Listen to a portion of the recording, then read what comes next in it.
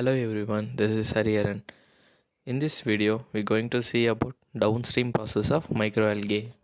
First, let's see short introduction about microalgae. Microalgae is considered as one of the most promising organisms for various industrial products because of its high yield of valuable products. However, before they can be used in everything from biofuels to health supplements like ointments, facial creams, spirulina are the microalgae which is used for the facials and many beauty products. The algae must undergo several critical steps to extract and purify these components, and this process is known as downstream processing. There are 5 steps in downstream process of microalgae.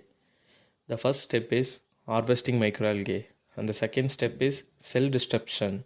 Third step is extraction of valuable compounds. Fourth step is purification and concentration of microalgae components. Fifth step is drying them and formulating a product. Let's see about harvesting microalgae. In downstreaming process, first we need to harvest microalgae from the cultivated tanks. Microalgae are typically cultivated in large tanks or open pond system.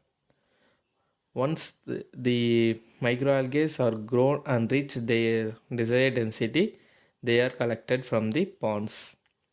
Harvesting methods may vary on depending on the type of algae and the intended product.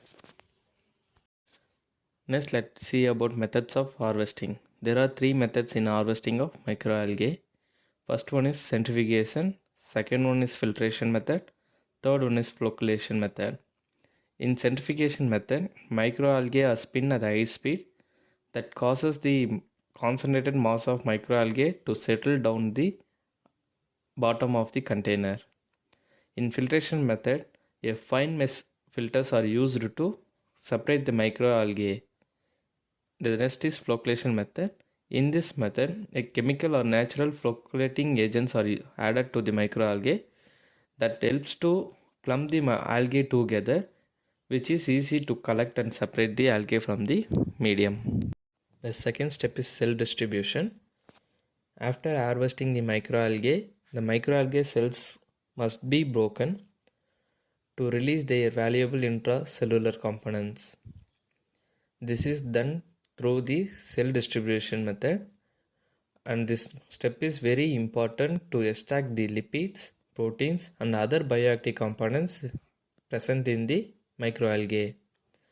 The choice of method depends on the type of algae and the components being targeted for the extraction.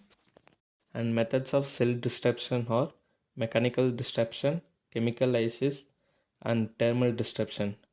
In mechanical disruption, bead mills or high pressure homogenization process is carried out. In chemical lysis, detergents and solvents are used to break the cell wall of the microalgae. Thermal disruption applies heat to burst the cell wall of the microalgae. Then third step of downstream process is extraction of valuable components. Once the cells of microalgae are disturbed, the next step is to extract the valuable components from the microalgae. The most common components extracted from the microalgae are include lipids. Lipids are used for biofuels, cosmetics and food supplements. And second is protein. Proteins are used for feed of animals, food and pharmaceutical applications. Third one is carbohydrates. It is used for biofuels and food products. Fourth one is pigment such as chlorophyll and carotenoids that is used in food coloring and cosmetics. And fifth one is pharmaceutical components such as antioxidants, anti-inflammatory agents.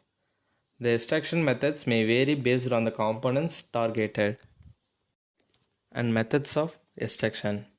The first method is solvent extraction. In this method, lipids are extracted by using the organic solvents like hexane and ethanol. Second step is supercritical fluid extraction. In this method, lipids and pigment are extracted using the carbon dioxide in the supercritical form for the efficient extraction of the components. And third method is enzyme assisted extraction. In this method, enzymes are used to break down the cell wall of microalgae to make easier to extract the components from the microalgae. The next step is purification and concentration. Once the valuable components are extracted from the microalgae, then the components need to be purified to meet the desired quality of standards. Purification method can include chromatography. Chromatography separates the components based on their chemical properties. The next method is membrane filtration. Membrane filtration helps to remove the unwanted particles or solvents. The third one is distillation. Distillation process separates the volatile components and that concentrates the products. And the final step is drying and final product formulation. After purification, the final step in the downstream process is drying and formulation. This is particularly important for the product like algae powders or food supplements. This is very important because water content must be reduced to ensure the product stability and shelf life. Once dried, the product can be packed and formulated into various forms such as powders, oils, capsules or tablets. And there are three methods in drying. The first method is freeze drying. Freeze drying preserves the integrity of the components while removing the water.